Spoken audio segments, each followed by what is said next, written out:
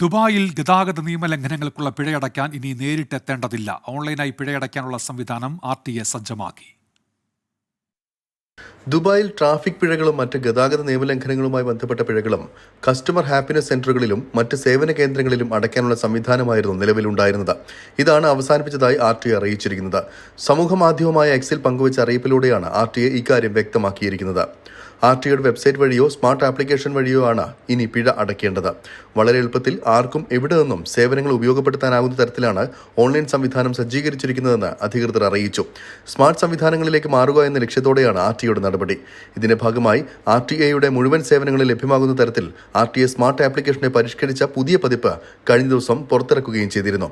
Salik recharge, Nol card recharge എന്നിവയ്ക്കൊപ്പം ലൈസൻസും വാഹന രേഖകളും പുതുക്കുന്നതിനും ഉൾപ്പെടെ ആപ്പ് വഴി സാധ്യമാകുമെന്നും RTA വ്യക്തമാക്കി.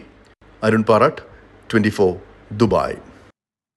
വിധി ദിനത്തിൽ 24 മാജിക് ജൂൺ 4 ചൊവ്വാഴ്ച രാവിലെ 5 മണി മുതൽ 24-ൽ.